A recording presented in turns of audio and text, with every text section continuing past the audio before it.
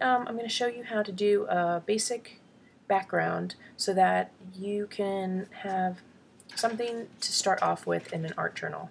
This was a red one I did, and it's going to be the same technique that I'm going to show you today, except in a different color. And you can see that it just has variations of the red spectrum between pink, white, red, and you can use these to start off journaling pages, so that way you can go right into a colorful page, whereas as opposed to starting off on a white page. Sometimes it's just better to have a little bit of color, a little less intimidating. Okay, so I have, we're going to use a credit card. These are one of the things that you can get for free in the mail, junk mail. We're going to use some blue paint. I have a darker blue, a lighter blue, and a little bit of white. I have a kitchen baster that you can get these at the dollar store, very cheap, and some plastic wrap. So I'm going to show you how to put those together, and it'll take no time at all, and you'll have a nice clean page to start off your journaling on. Okay, I have some blue on the page and a little bit of white. I'm just going to take that credit card and move back and forth all over the page, and some of the colors will blend together really nice. Some of them will just lay right on top. You just kind of have to put it here and there and move it back and forth. Move the paint all over. You don't need that much paint, so make sure you don't plaster it on there, because then you're going to get it everywhere, and it's always better to add just a little bit more than to have way too much. So I need just a touch more, so I'm going to just use that to get it. And while it's still wet, what I do is put that saran wrap on there and push it down really nice, firm, and we're going to let that sit for just a minute.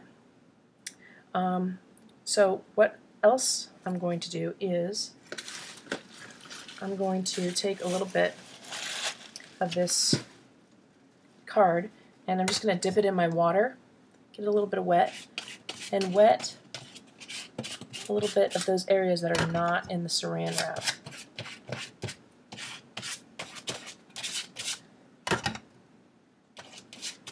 And what I'm doing is I'm moistening those corners, and then I'm going to take one of these misters, and I just fill it with a little bit of paint and some water, and go ahead and spray some of those corners.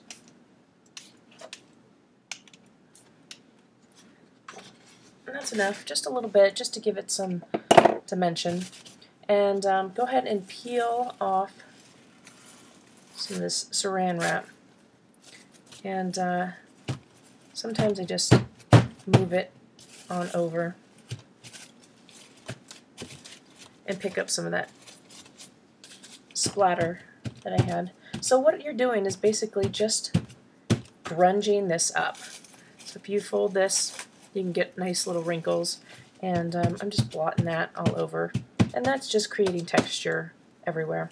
So I think that I'm going to need a little bit more of this white, so I just go with the flow, and you see, I mean, I could stop here if you wanted to, but I'm going to dip it so that way it's kind of crinkly, and I'm just going to blot it here and there and let some of that white show on top of the blue, just to give it a little bit of a difference in the look there. And with that wet paint, I'm going to create some more texture and just dip the baster. And what I like about the baster is that you can just get all kinds of different variations. Sometimes it slides like it did there and makes a streak, and sometimes it picks up the paint and makes new lines. So it gets just a little bit dirty, but it just gives something else besides paintbrush. I get tired of using the same old thing, so some of the inexpensive items that you can get in your kitchen or in some store is really beneficial. Okay, so this is all nice and dry now. I just let it sit and dry, and I wanted to put a new layer over it, just to kind of push back that bright white. So I have this glaze that's made by Golden, and I love it. It's amazing. This one is patina green, but it has a real bluish tint. So what I'm going to do is I'm just going to put just a touch here and there, not too much, just a couple drops. And I'm going to take that credit card again, and I'm going to do the same thing and just go back and forth and give a little overview. And whatever texture that you made with the baster, the glaze really creates a nice texture on that. I don't know if you can see it, but right now it's real shiny and wet, and I think I'm going to put a little bit more just because I really like how it's laying on top of that white. So I'm going to slide it all over and cover most of that white. It's almost kind of giving it an embossed look, so I like that. I like things that I can't tell how it's made or how it was done. So that is a little bit better. It has a nice assortment of blues. You have the very light blues to the very dark blues, and it gives a nice spectrum there.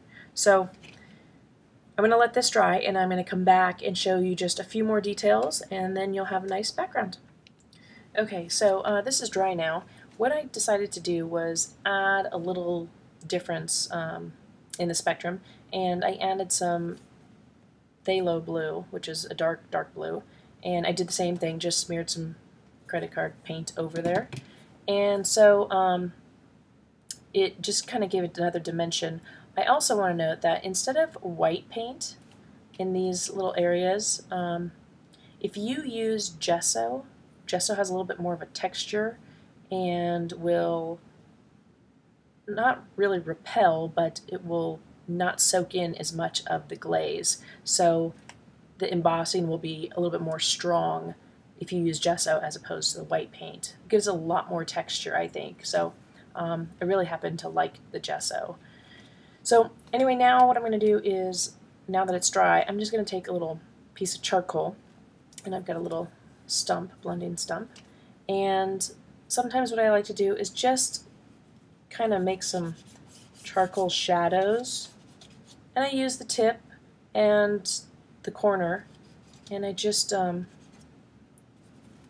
lot of times I'll use my finger because I forget I have the stump, and I just make some shadows here and there, and it kind of is another dimensional purpose. Just lines, whatever you feel like, just real quick, squiggly is great. And